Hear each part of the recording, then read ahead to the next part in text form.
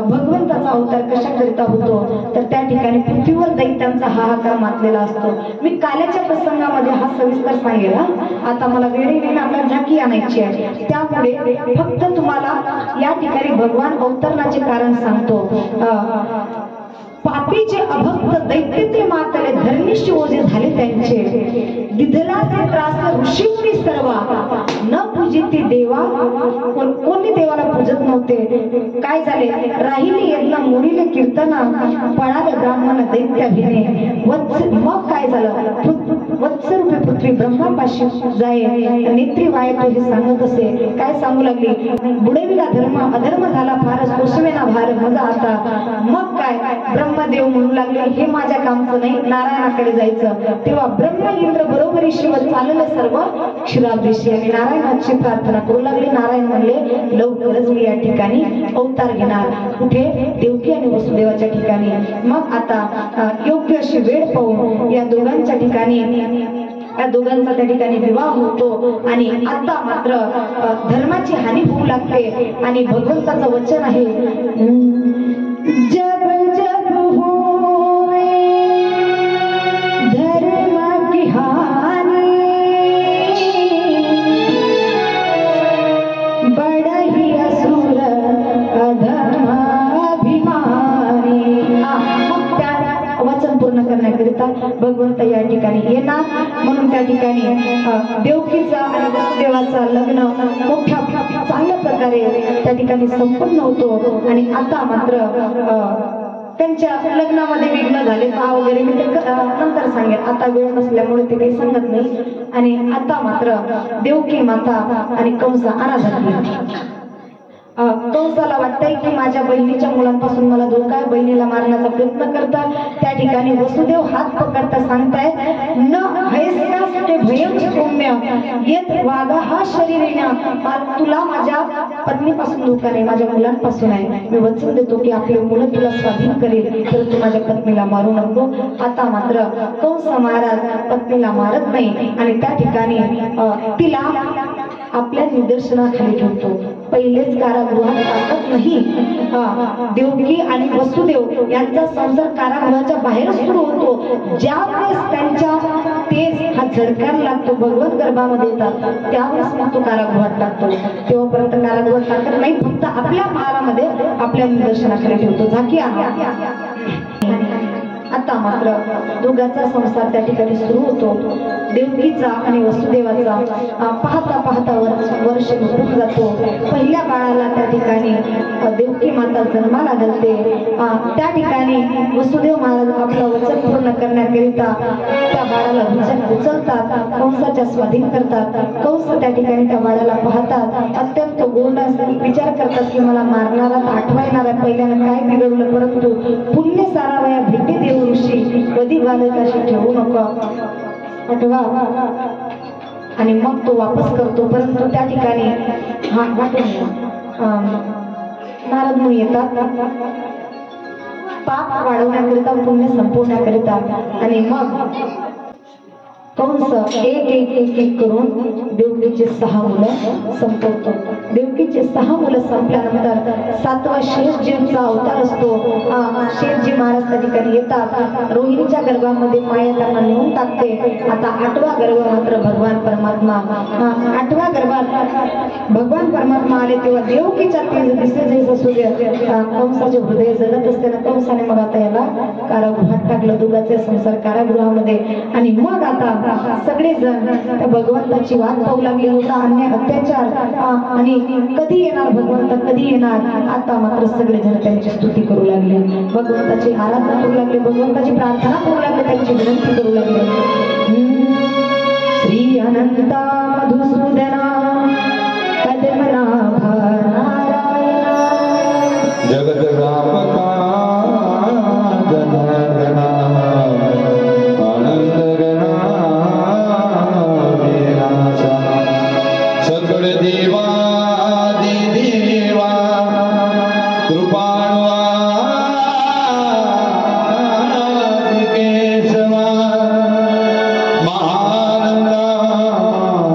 बाबा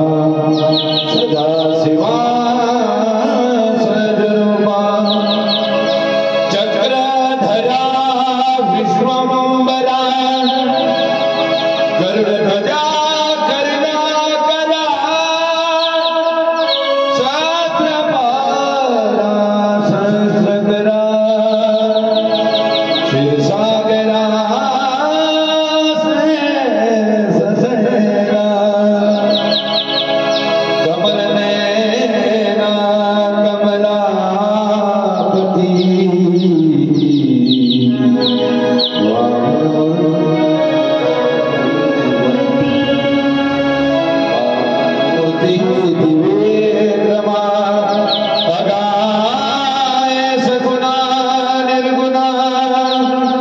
जगद नित्या जगत जीवना वसुदेव देवकी नंदना बालरामना बालकृष्णा गोपाल कृष्ण भगवान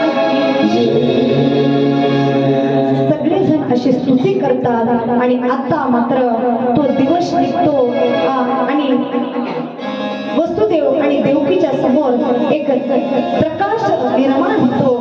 असा तेजमय प्रकाश सर्वांचे डोळे दिपले जातात, मायेचा शिरकाव होतो, सगळे मूर्छित पडतात आणि त्या ठिकाणी अशा या वातावरणामध्ये त्या तीज पुंज ज्योतीतून एक चतुर्भुज मूर्ती देवकी मातेला आणि वसुदेव भगवंतांना दिसू लागते. ते चतुर्भुज मूर्ती साक्षात भगवान राहतात.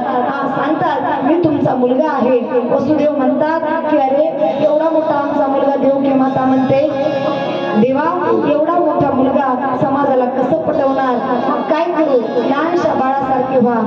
तुमचा हा जो चतुर्भुज अवतार आहे उपसंहार विश्वात्मा नदो रूपम अलौकिकम शंख चक्र गदा पद्मम श्रिया जुष्टम चतुर्भुजम. तुमचा हा चतुर्भुज रूप आवरा आणि त्या ठिकाणी आम्हाला बाळाचं सुख द्या. त्या ठिकाणी भगवंतांनी लीला केली. चतुर्भुज रूप आवरला. लहानसा बाळ म्हणून देवकीच्या मांडीवरती खेळू लागले. सांगितलं बाबा आई जास्त लाड प्रेम करत बसायला वेळ नाही. 12 वाजायला आले, माझ्या जन्माची वेळ. आणि अशा प्रकारे मला इथे ठेवू नका, कुठे घेऊन चला. नंदाच्या घराला मजली घोडा नंदाच्या घराला मजली घोडा नंदाच्या घराला मजली घोडा नंदाच्या घराला मजली घोडा माया बदलली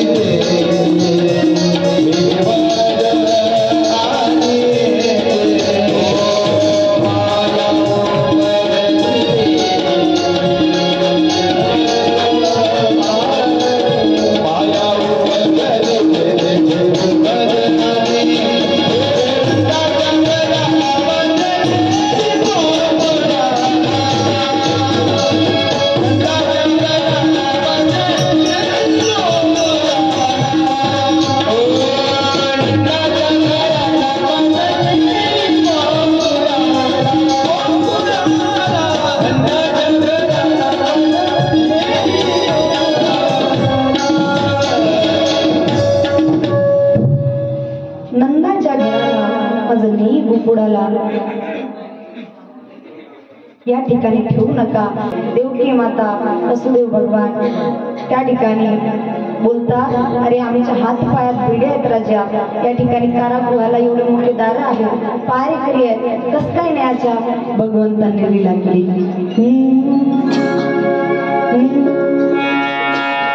हिल गए सारे ताले क्या बात हो गई.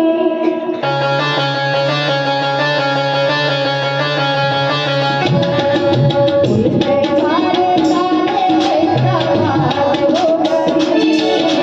हिल गए सारे ताले क्या बात हो गई. जननी कन्हैया राम हो गई.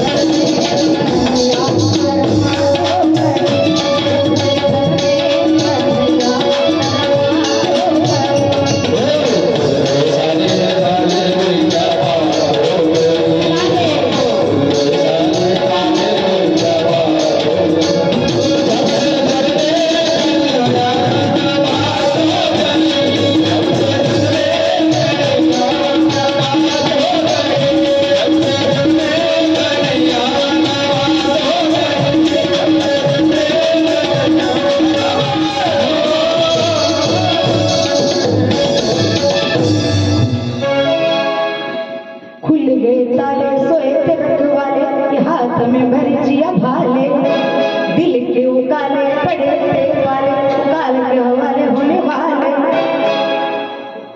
वसुदेव ने शाम को उठाया था, उसे लगा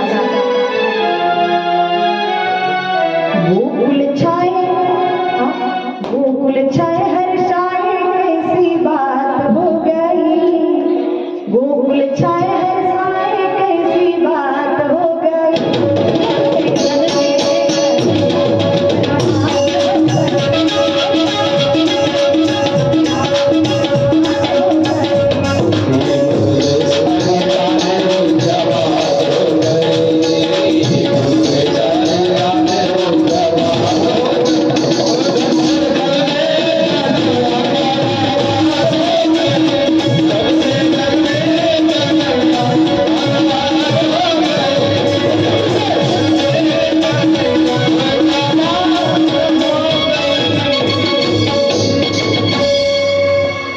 जब से जन्मे कन्हैया करामात हो गई। आता वसुदेव महाराजांनी भगवंताला डोक्यावरती उचललं आणि त्या ठिकाणी गोकुळाची वाट चालू लागली। काट्या गोट्याची वाट पार करून येमेनची वाट पार केली आणि त्या ठिकाणी त्या बात गोकुळामध्ये येऊन पोहोचले आणि गोकुळामध्ये येऊन पोहोचल्यानंतर यशोमती मैया झोपलेली होती। भगवंताला उचललं, यशोमती मैयाजवळ ठेवलं। त्या ठिकाणी जी माया होती तिला उचलून वसुदेव भगवंत पुन्हा मथुरेमध्ये जातात आणि इकडे मात्र यशोमती मैयाला जाग येते आणि ती पाहते की एका सुंदरशा बाळाला जन्माला घातलेला आहे। तेव्हा तिथे जाऊन आहे तेव्हा तिने आपल्या दाशीला बोलावलं, अगं आई, मी एका सुंदरशा बाळाला जन्माला घातलेला आहे। ती दाशी एका गवळणीला सांगू लागली, दुसरी गवळण तिसऱ्या गवळणीला आणि सगळ्या गवळणी एकमेकाला सांगू लागल्या,